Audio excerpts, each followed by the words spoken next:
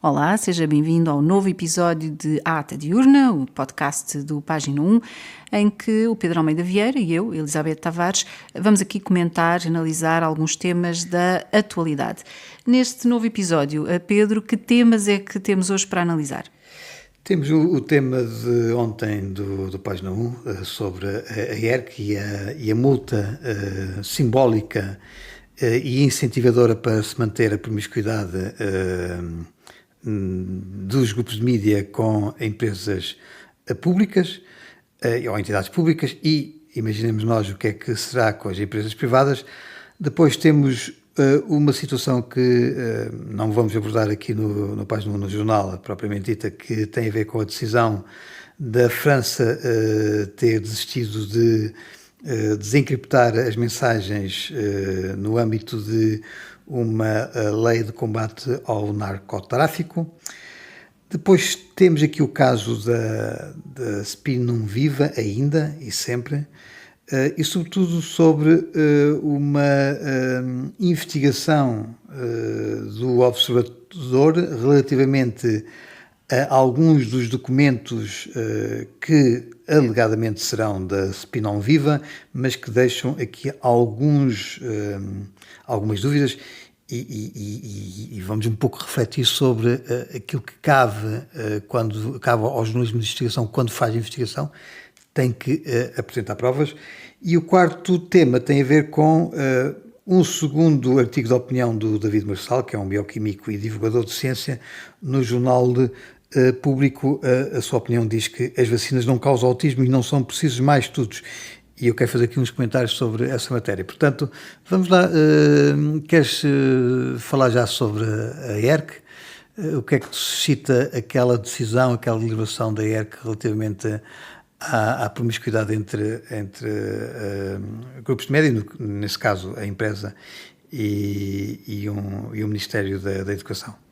Bem, é fantástico, e para recordar, a ERC decidiu aplicar uma simbólica coima de 2.000 euros pelo facto de, neste caso a empresa Publishing, através do Jornal Expresso, ter publicado uma notícia que deveria, ou um artigo, não é uma notícia, é um artigo, que deveria ter tido o aviso de que se tratava de publicidade, porque estava inserido num contrato publicitário para promover um evento, e de facto aplicou esta coima simbólica. É uma decisão excelente do regulador para promover a promiscuidade. Tem o agravamento ainda, portanto, o agravante de a ERC, ainda por cima, sem querer, ou não sabemos nós, sem querer ou não, mas acaba por deixar ali umas dicas na sua deliberação, umas dicas às empresas de mídia de como é que podem evitar estas coimas, sejam elas simbólicas ou não, no futuro. E é inaceitável, porque de facto, se isto se passa, nós num caso de um contrato, numa parceria comercial, entre o grupo de mídia e uma entidade pública, nós ainda podemos ter acesso a documentos. Temos que lembrar o seguinte, é que os grupos de mídia têm contratos com bancos, com farmacêuticas, com entidades privadas de todo o género. Ora, nós não vamos ter acesso a esses contratos, e então como é que nós vamos saber se são notícias ou se é publicidade, se de facto a ERC está a dar este incentivo? Vamos confiar?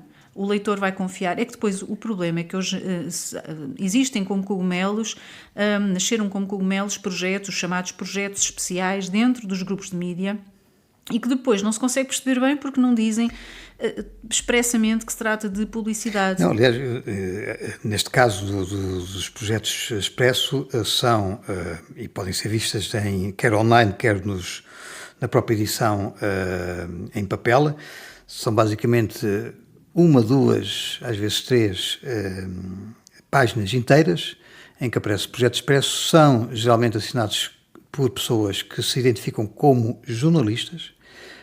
O estilo é todo ele jornalístico, aparece lá a referência de que é uma parceria, muitas vezes media partner, entre o Expresso e essa empresa. E isso envolve, por exemplo, durante a pandemia, houve dezenas e dezenas de edições em que havia este tipo de parcerias com farmacêuticas.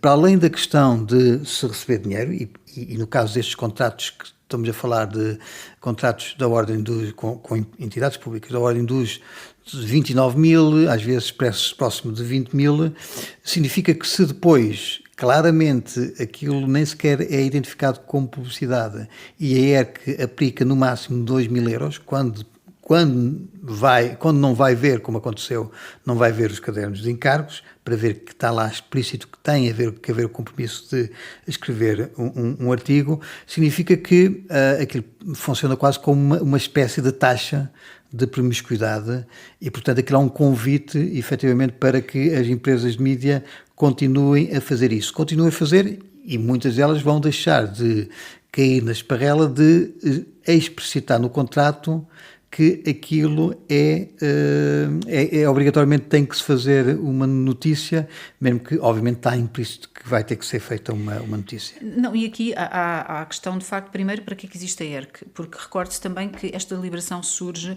2 anos depois da primeira deliberação inicial que a ERC tomou em relação e quase a 3 esta, e quase 3 anos depois nós temos revelado de isso. tu teres revelado 56 contratos que encontraste de grupos de mídia e entidades públicas e que de facto deveriam ser analizados. E portanto, além de lento, portanto isto é muito tempo, trata-se de uma notícia publicada em 2021, um artigo, não é uma notícia, é um artigo publicitário publicado em 2021, portanto 2 anos, entretanto passaram desde a primeira deliberação, mas ao todo já estamos a falar de vários anos desde que, pronto. Não, e a atuação do regulador, o regulador diz, olha, em relação aqui a uns contratos não conseguimos provar porque não tivemos acesso aos cadernos de encargos.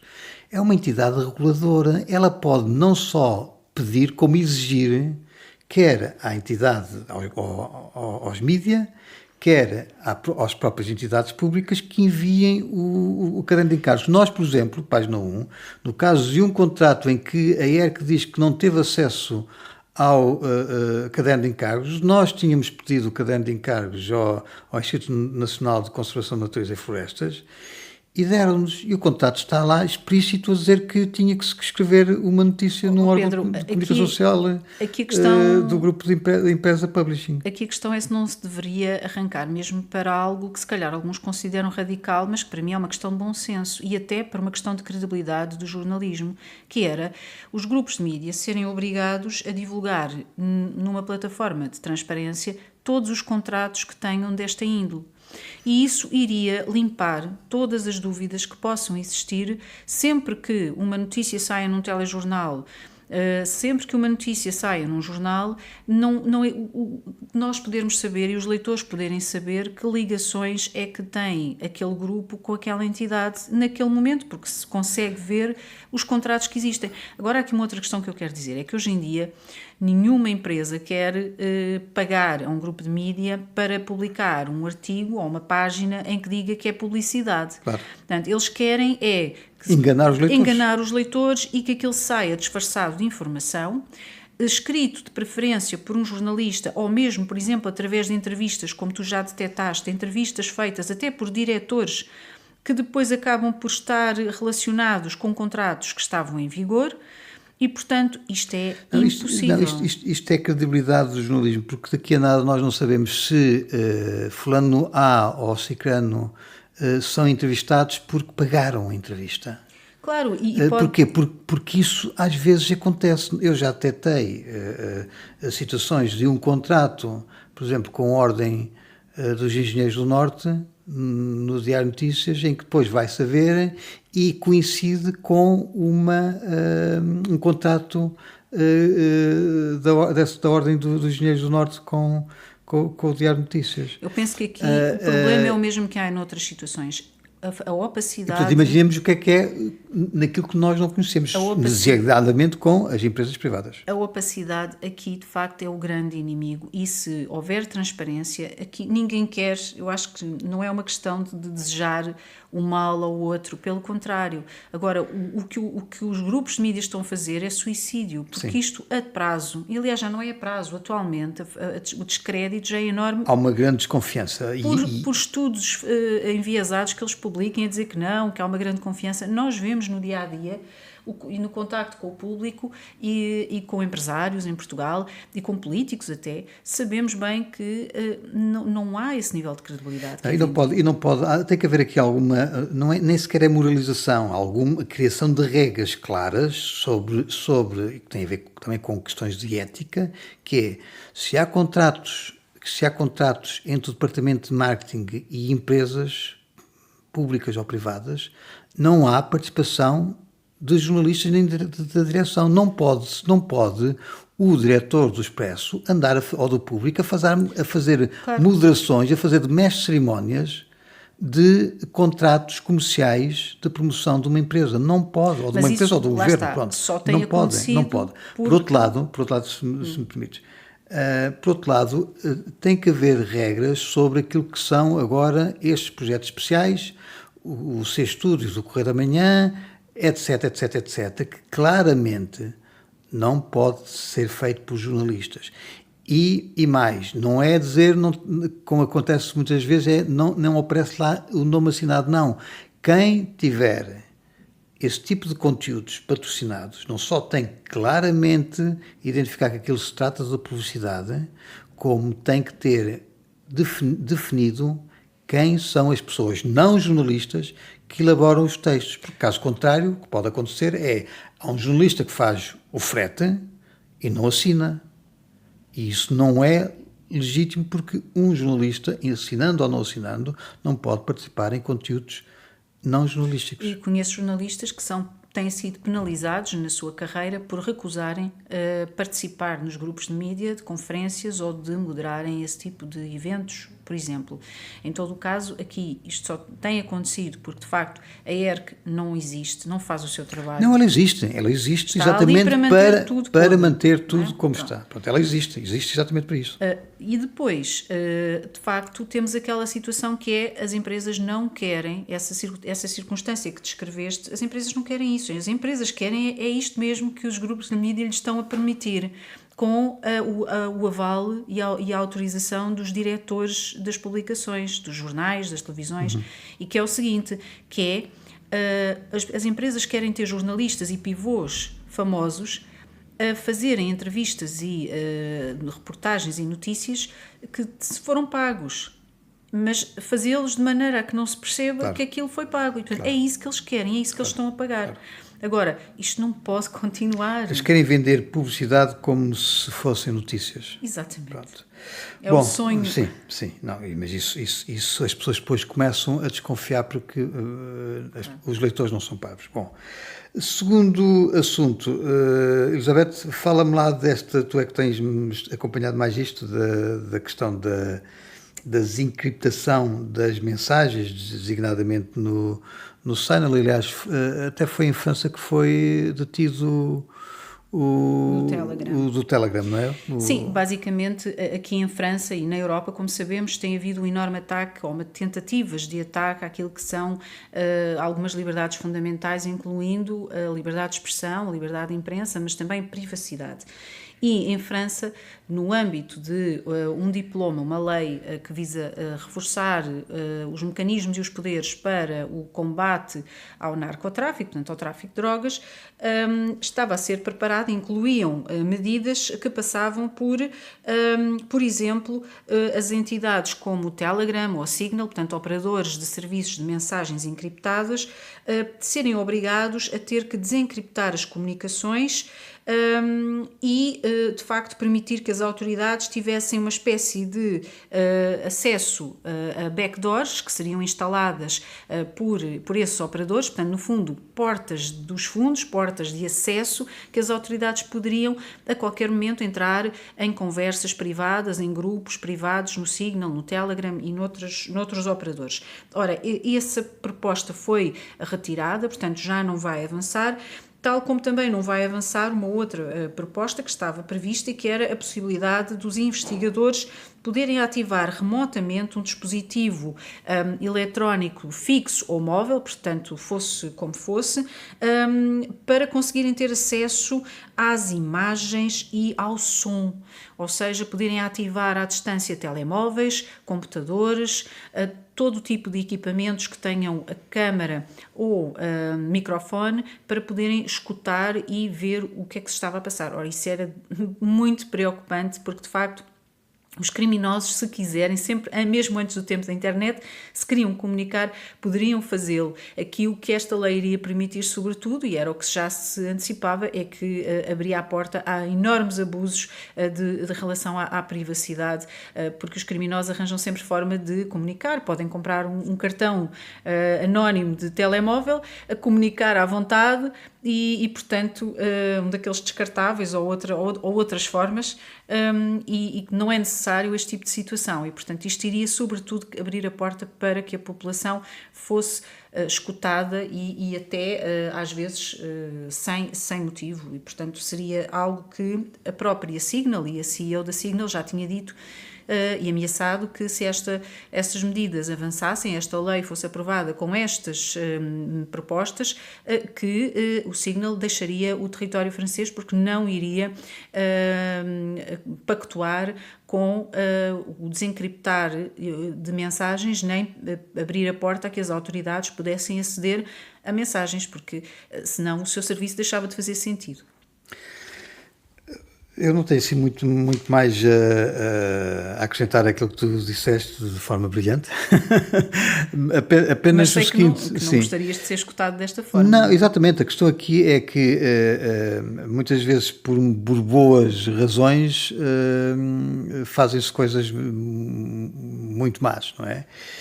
E aqui se houvesse uma desencriptação, de facto, os traficantes iriam recorrer a formas mais arcaicas para não serem apanhados, não é? E, portanto, este controle muitas vezes implicaria um controle de outras coisas que não propriamente o narcotráfico. E nós vimos isso, que nos últimos anos, nas crises que tivemos, nomeadamente da pandemia, o que acontece é que tem havido, de facto, em vários países, e no território europeu também, um reforço de mecanismos legais que conferem às autoridades poderes para violar as liberdades fundamentais de uma forma que não se via há muito tempo. Sim. E, portanto, os astros têm estado, de facto, aqui a conjugar-se para que haja um recuo naquilo que são as liberdades e os direitos fundamentais e que foram implementados, alguns deles, após a Segunda Guerra Mundial.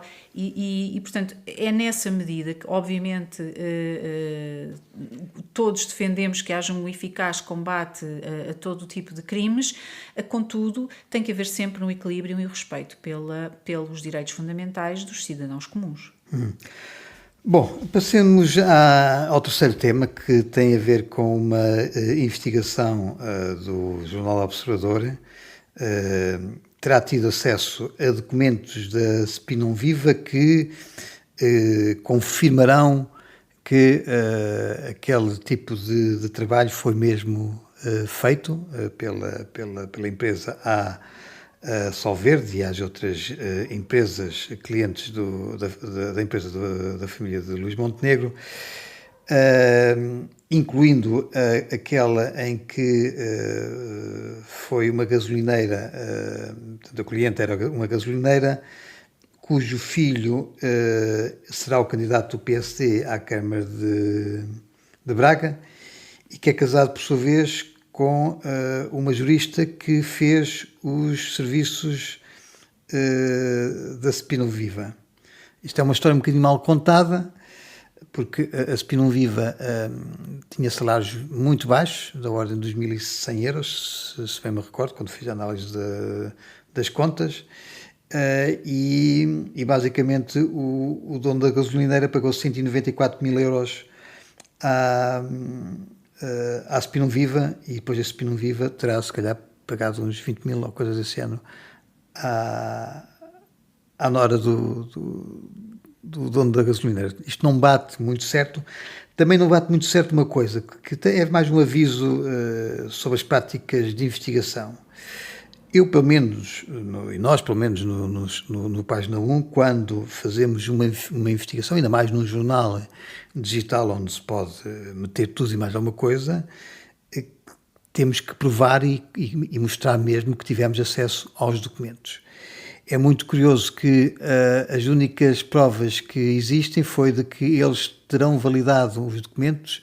Um é um jurista que parece que é do CDS e outro não é identificado. E depois a única prova dos documentos são duas fotografias de documentos. Um é de um montão de documentos que não se vê coisíssima nenhuma, e o outro também coisíssima nenhuma. Portanto, vê-se ali só o verde, mas aquilo nem sequer dá para perceber se é montagem, se o que é. E a questão do jornalismo, para mim, e sobretudo o jornalismo de investigação, tem que ser um bocadinho como a mulher de César. Tem que ser investigação e parecer investigação. E naquele caso não há um documento concreto, uma fotografia, um dossiê, qualquer coisa que prove exatamente aquilo que está a ser dito, até porque a ideia é de que os trabalhos foram mesmo feitos. Eu, como leitor, não consigo perceber se o jornalista está a dizer a verdade. E a questão é, eu posso acreditar num jornalista, uma vez, 2 vezes, 3 vezes, eu tenho como leitor aguardar sempre que ele me mostre provas que efetivamente aquilo é verdade. Este caso, devo dizer-te, às vezes faz-me lembrar um bocadinho aquilo que assistimos, que é quando a agência Lusa diz um documento a que a Lusa teve acesso e sem explicar que aquele documento é público e que qualquer jornalista ou qualquer cidadão que saiba chega lá rapidamente. Portanto, há documentos que estão disponíveis publicamente. Não, mas espera, deixa-me só dizer que neste caso fez-me lembrar esse ponto, em que às vezes o jornalista quer parecer que fez mais do que aquilo que fez, ou seja, parece que só ele é que teve acesso a algo, quando na realidade deveria ser mais transparente, colocar os links, colocar fotografias, que é muito isso que nós procuramos fazer aqui no Página 1, em relação a todas as Sim, por exemplo, documentos que nós temos acesso. Ainda esta tarde fizemos a notícia sobre a Associação Honrar Portugal, de apoio ao Gouveia Melo.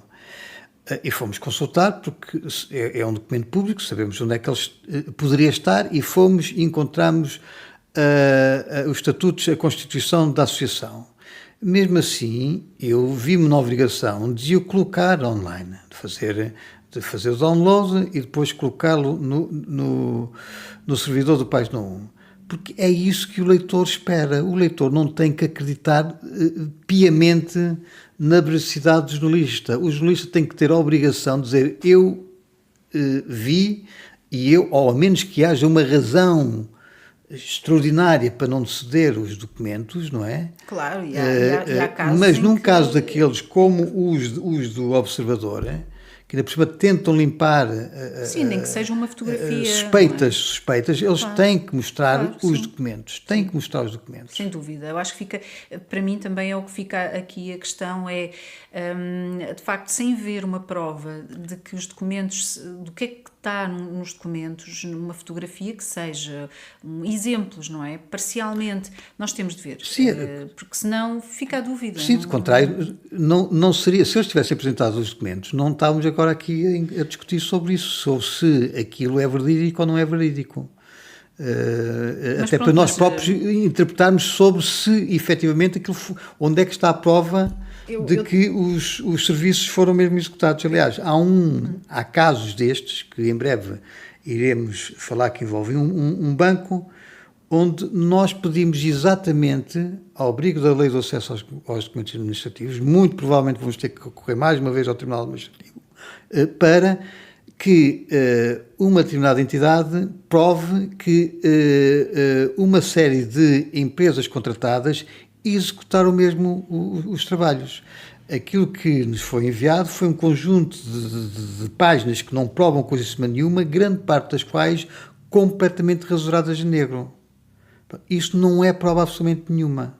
E, portanto, o jornalista tem a obrigação até de perante os leitores, provar que teve acesso mesmo àqueles documentos. Eu devo dizer só como um asterisco, uma nota, eu tenho o Observador em muito boa conta, eu considero que fazem um bom trabalho em geral, porque tem obviamente ali muitas falhas também, nós temos assistido a isso nos últimos anos em algumas situações em que o Observador não cumpriu o seu papel, mas em geral eu tenho em muito boa conta o trabalho do Observador e portanto eu quero crer... Não, o jornalista que fez, que é o Luís Rosa, é faz credível, não está sério isso em causa. A questão é que tem que Exatamente. mostrar aos seus leitores que aquilo, ainda mais uma coisa polémica, não é? Que aquilo efetivamente está baseado em documentos. Até para a sua própria defesa, porque normalmente é para isso que os jornalistas também apresentam as provas, é para a sua própria defesa, é para que não seja alvo de ataques ou de dúvidas. Aliás, eu próprio há uns meses, eu julgo que falei sobre isso, tivemos acesso a uma base de dados sobre os internamentos da Covid. Eu não poderia divulgar os dados, a base de dados, porque isso poderia pôr em causa a fonte. Uhum. Mas estava completamente disponível para que, se algum jornalista tivesse dúvidas, visitasse o página 1 e dissesse. Eu mostrava-lhe, olha, está aqui os dados, são estes, são aqueles. Não posso dar, porque obviamente isso pode pôr em causa a fonte, comprometer a fonte. Uhum. Mas eu tenho que ter a possibilidade de comprovar que aquilo que eu estou a dizer não é invenção, até para a minha própria defesa, para que não haja especulação absolutamente nenhuma relativamente à veracidade e ao rigor do meu trabalho. E não nos podemos esquecer que aqui a questão, também isto é uma nota para o Observador, é que nós estamos em eleições, para isso estamos em campanha eleitoral. Sim. E portanto, se estamos em campanha eleitoral, ainda é uma altura mais sensível em que, de facto, num tema destes, que vem, como tu disseste, branquear um bocadinho a imagem de Luís Montenegro, atenção, portanto, deve haver ainda uma maior cautela e um cuidado redobrado do Observador em mostrar provas.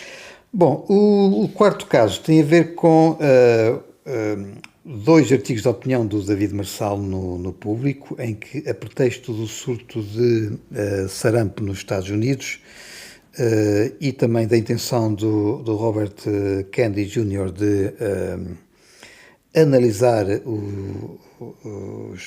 os efeitos das vacinas e verificar se estão ou não relacionados com o autismo.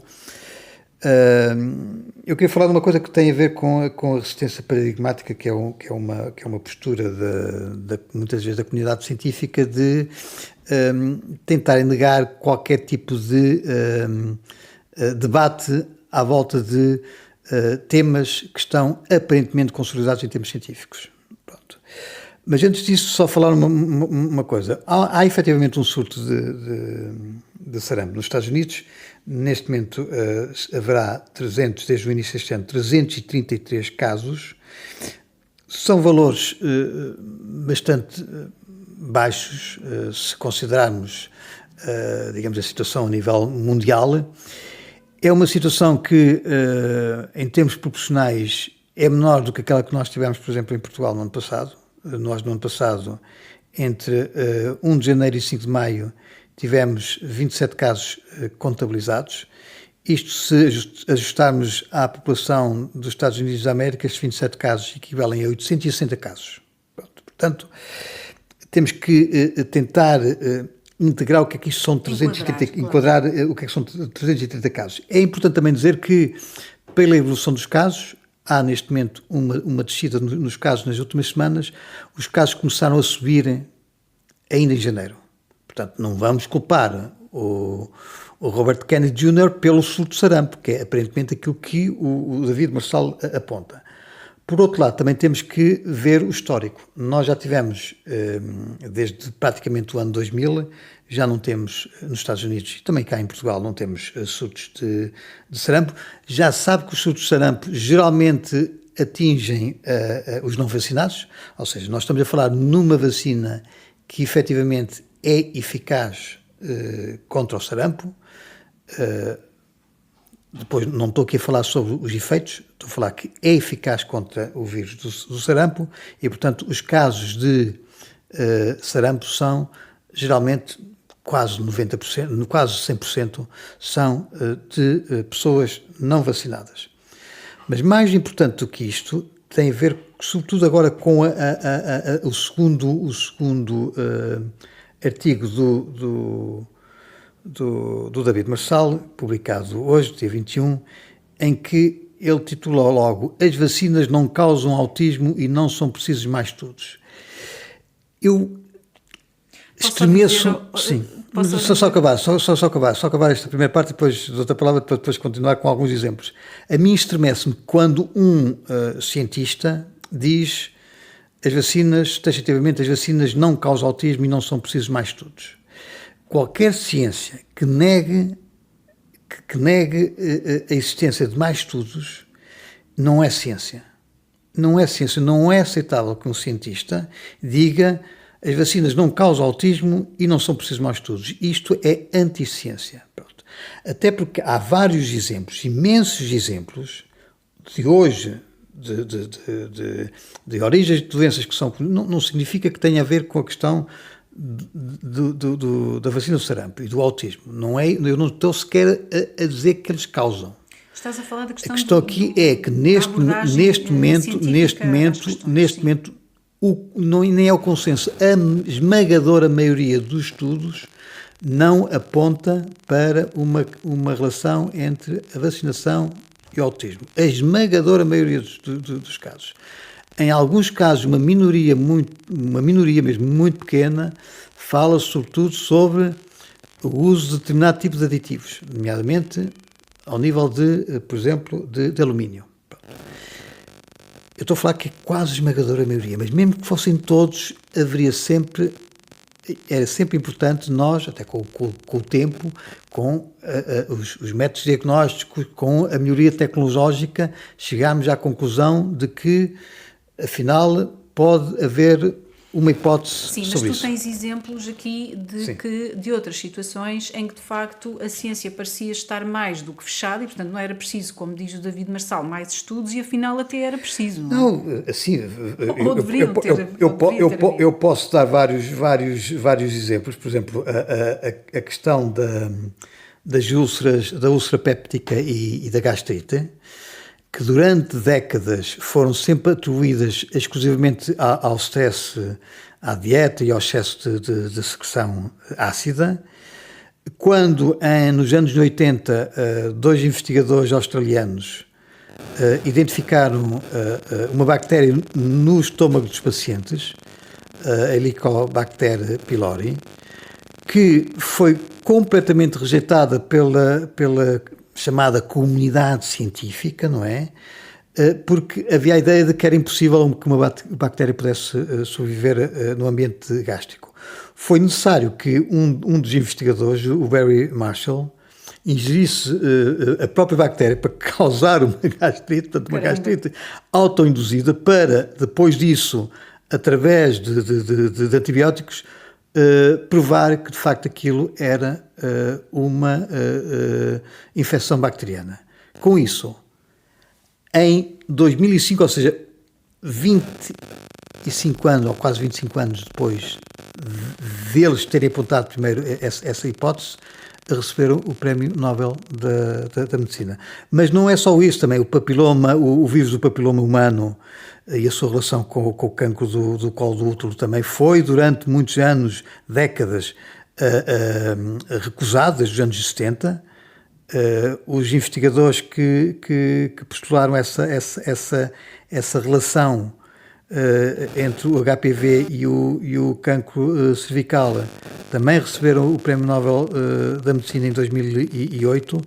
Outros casos da relação entre a radiação ultravioleta e o melanoma maligno, entre, por exemplo, a famosa doença de Creutzfeldt-Jakob, das vacas loucas, também durante muito tempo se negou que houvesse essa relação entre um agente proteico infeccioso, que era uma coisa muito estranha, que foi proposta em 1982, foi recusado durante muitos anos, Depois disso, o investigador que julgo que era o Stanley Prusiner recebeu também o Prémio Nobel em 1997, e depois temos muitas outras doenças em que houve essa rejeição, a doença de Lyme, a hepatite C.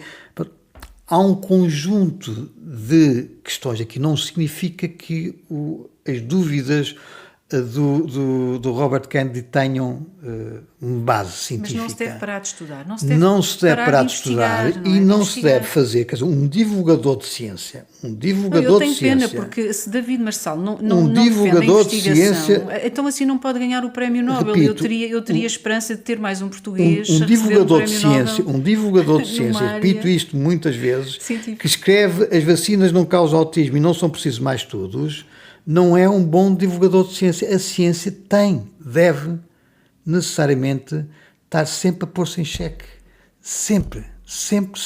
Mas pronto, também está publicado no público. E não pode, sobretudo, ser ideológica. Porque assim, nós lemos o David Marçal, e muitos outros cientistas, e aquilo é profundamente ideológico. Pedro, se me permites, e a mim choca-me particularmente isso. Choca-me, a ciência não pode ser ideológica. A ciência foi ideológica durante a pandemia e viu-se o que se viu. Ainda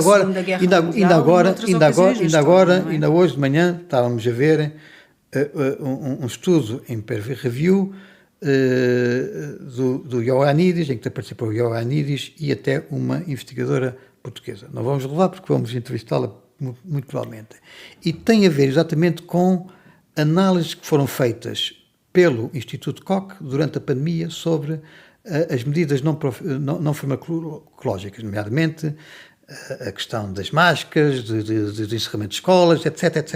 As medidas não farmacológicas, sim. Chegou-se à conclusão que agora, com mais estudos robustos, de que aquilo foi exagerado e que não há certezas absolutamente nenhumas sobre muitos dos efeitos, nomeadamente das máscaras, da questão dos encerramentos, etc.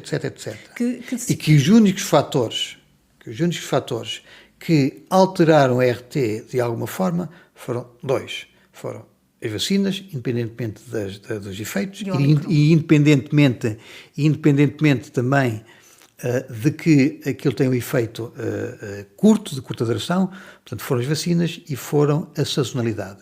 E sempre foi negado que a sazonalidade era determinante.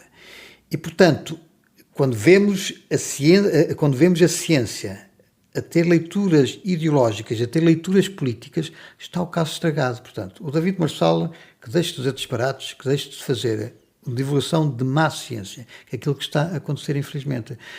Que se estude, que eu não acredito que o Robert Kennedy tenha uma influência que altere normas científicas. Se tiver, é muito mau para a ciência. Eu acredito numa ciência que seja não ideológica. E se isso acontecer nos Estados Unidos, provavelmente aconteceria cá em Portugal, se o David Marçal fosse Ministro da Saúde, porque alguma coisa que fosse contra as suas certezas, não é?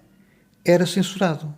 Eu devo dizer que uma das coisas que me tem surpreendido, não só agora com o David Marçal, mas tem-me surpreendido muito, é ver cientistas, pessoas da comunidade científica que emitem opiniões por via emocional, às vezes nem é ideológica, é emocional, que ganham este tipo de anticorpos relativamente a certos personagens ou a certos temas, muitas vezes temas. Sim.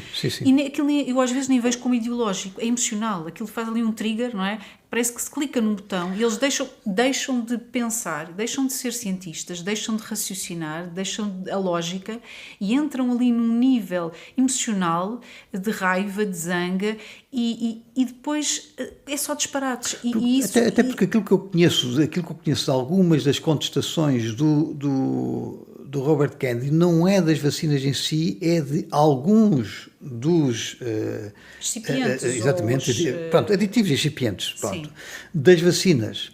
A questão aqui não tem a ver muitas vezes com a eficácia das vacinas, tem a ver com a questão dos efeitos adversos do medicamento. E também de algumas questões, como por exemplo a altura, a idade em que são administradas e também o número, a quantidade de fármacos que são injetados com os respectivos aditivos, não é, digamos assim, em crianças de tenra idade, todos ao mesmo tempo. Ou seja, há vários temas que eu penso que está a ser pedido um estudo aprofundado sobre isso. Sim.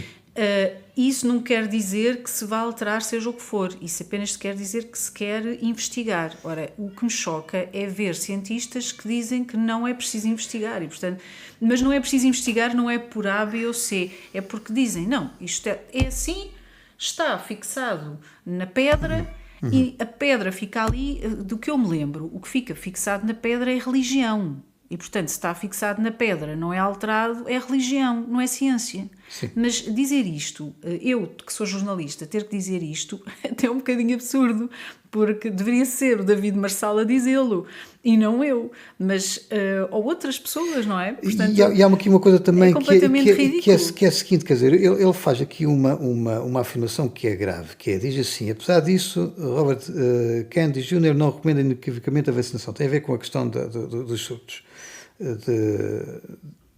de sarampo. E depois diz, com um discurso ambíguo, chama a atenção para os alegados riscos das vacinas, remetendo a sua avaliação para a esfera familiar, como se essa análise não fosse uma tarefa muito especializada.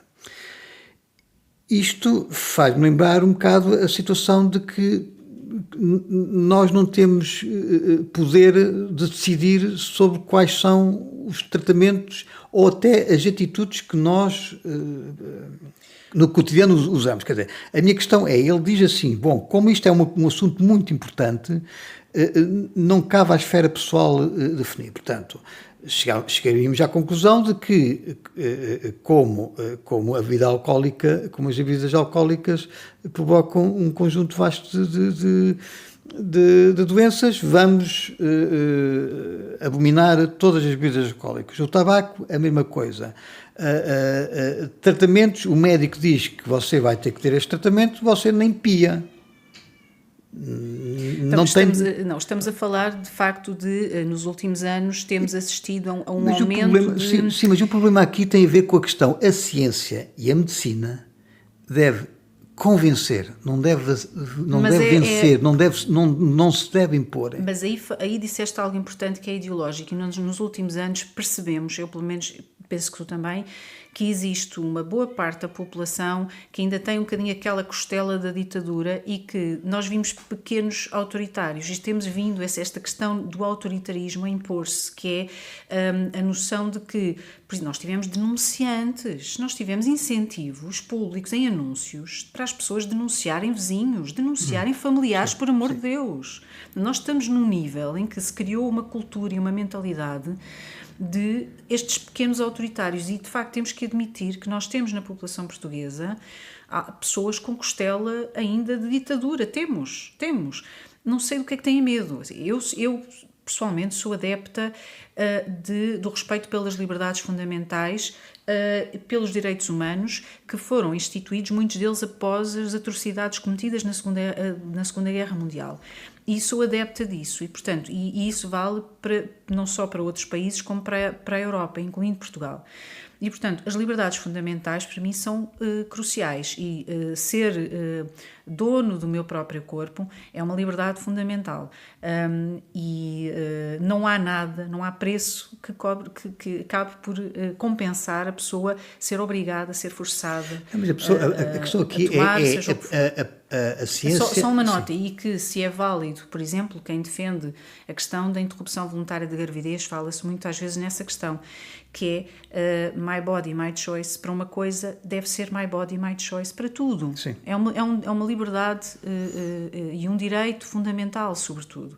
E há casos também, eu lembro-me, por exemplo, e dessa questão até com o sarampo, aqui há uns anos, que tivemos uma notícia falsa a circular, eu penso que infelizmente foi o Jornal Notícias, relativamente a uma jovem que contraiu sarampo no Hospital de Cascais por causa de negligência. A meu ver, claramente, na altura, foi negligência no hospital, porque ela não pôde ser vacinada e, na altura, a notícia falsa é de que os pais eram anti-vacinas. Sim. O que era falso, porque aquela jovem tinha tido problemas anteriormente e, portanto, aquela família... Sim, um choque anafilático, portanto, uma reação adversa grave por ser vacinado, quando se vacina, portanto... E, portanto, não tinha vacina, mas estava numa ala do hospital em que deveria estar protegida e, devido a uma quebra enorme, a meu ver, do protocolo, no hospital, pessoas que estavam e que passavam por doentes infectados, e neste caso um doente que tinha sarampo, levou para a ala em que estava essa jovem e, portanto, e houve notícias falsas nessa altura, etc. E, portanto, temos de ter muito cuidado quando falamos aqui também na cobertura noticiosa de alguns temas e na análise de porque é que há famílias que depois optam por não vacinar. Portanto, há sempre várias questões. Todas as dúvidas que se colocam é muitas vezes por falta de informação. Muito. E aí a responsabilidade é da ciência e a responsabilidade é da informação. Pois, mas tem-se estado a querer impor em vez de informar. Aliás, nós tivemos... eu acho que, por exemplo, as pessoas têm a obrigação. Eu já vi pessoas a defender que não deve haver o consentimento informado, ou seja, que as pessoas não têm que dar consentimento informado, que é uma grave violação na medicina, não é? Ainda há uns tempos houve uma morte por uma colonoscopia. A probabilidade disso acontecer é de 1 em 1 milhão. As pessoas, quando vão fazer está lá descrito qual é o risco. As pessoas sabem que 1 em 1 milhão é uma coisa que é um azar dos azares dos azares. A vantagem de fazer uma colonoscopia compensa mais do que isso. Pronto. E portanto as pessoas não são burras. Sim, mas não foi, por exemplo, o que aconteceu com os pais em Portugal. Mas, por exemplo, é? eu gostaria e tentei sempre saber, quando, por exemplo, foi a questão da vacinação contra a Covid, qual era a probabilidade de alguém que tinha tido a doença, e tem uma doença grave, qual era a probabilidade de ter novamente Covid grave. Isto nunca foi respondido. Porquê? Porque queriam levá-lo a ciência e as autoridades sanitárias, queriam levar a vacinar toda a gente e mais alguma. Sim, pelo autoritarismo e não pela informação. Quando depois a própria ciência, não a divulgada, mas quando se procurava a ciência, verificava-se uma coisa muito curiosa, que era, por um lado, agora sabe-se que a imunidade natural é tão ou mais forte e duradoura que a vacinal, sem os efeitos adversos, não é? E mais, e há estudos sobre isso, quem tivesse tido Covid e depois se vacinasse, tinha uma maior probabilidade de sofrer efeitos adversos. E isso a ciência, as autoridades, quem manda na ciência, ou nesse papel de transmitir a ciência para a população, não fez o seu trabalho. Porquê? Porque a política mete-se pelo meio. E atenção, que no caso dos pais houve mesmo uma falha muito grave em que eles não tinham o consentimento informado em Portugal, porque o Colégio de Pediatria os pediatras nisso, claro, não aconselhava a vacinação de crianças e jovens, a não ser foi escondido pelo Dr. Miguel Guimarães. Que tivessem comorbilidades e, portanto, necessitavam, que aconselhavam nesses casos, mas em geral desaconselhavam a vacinação contra a Covid. E isso foi enterrado, foi escondido de forma criminosa, peço desculpa, mas este para mim é o termo, porque os pais, criminosa por motivo, porque um médico não pode esconder informação que vai impedir os pais de tomarem uma decisão informada. E, portanto, é nesse sentido que eu defendo. Eu penso que, se calhar, há pessoas como o David Marçal que defende que a medicina não deve haver consentimento informado, deve haver o autoritarismo em que existe uma pessoa de farda que decide o que é que as pessoas podem ou não podem tomar ou podem fazer em relação à sua saúde e mais nada. Espero que não, mas infelizmente parece apontar para esse sentido. Sim. Portanto, assim, aconselho ao David Marçal que se retrate e que passe a defender que não haverá nunca a ciência ficou mal servida por se fazer mais um estudo. Muito pelo contrário, porque o estudo ou vai confirmar aquilo que já sabia ou então vai mudar. O problema, portanto, o problema da ciência não é haver mais estudos, é serem ou não serem rigorosos, haver ou não influência da política. Ele deve sim da estar política preocupado e dos lobbies, sobre isso, não é? das farmacêuticas Exatamente, também, como é óbvio, que como é óbvio. obviamente que infelizmente as farmacêuticas fazem milagres com medicação que é milagrosa, Não, mas também são dos grupos que mais corrupção têm apresentado, nomeadamente nos Estados Unidos, a pagar multas milionárias por ser apanhado com problemas graves e, portanto, temos que estar sempre vigilantes em relação a estas grandes indústrias. Aliás, Elizabeth, eu estava aqui a falar, aqueles exemplos que eu estive aqui a dar, são exemplos de doenças, de se descobrir agentes infecciosos. Nem sequer estou a falar na questão muito mais complexa, e aí em que há forças muito mais fortes para contestar essa comprovação relativamente a fármacos. Aí temos muitos fármacos que, a partir das guerras para se provar que efetivamente houve efeitos adversos graves, mas olha, como complexo. Temos visto em relação à questão de Elon Musk e dos carros elétricos, eu penso que em relação ao Kennedy e à questão da ciência e dele querer fazer investigação e mais estudos, é o mesmo, que é, antes os carros elétricos eram bons. Agora, pelos vistos, já não são, pelo menos os da Tesla. Antes, investigar, fazer estudos era bom. Se fosse, por exemplo, a doutora Graça Freitas a recomendar. Mas se for o Kennedy, já não é. E, portanto, estamos nesta linha. O que é que nós vamos fazer? Olha, vamos ter temas para comentar. Exatamente. Hoje, infelizmente, acabamos por ficar aqui daqui a pouco quase uma hora, quando era suposto ser um podcast. 30 minutos. Exatamente. Mas voltamos dentro de dias, talvez com esta frequência. De 2 em 2 dias. E obrigada aos ouvintes por terem estado aqui connosco, aos nossos leitores. Até ao próximo Ata Diurna. Obrigada.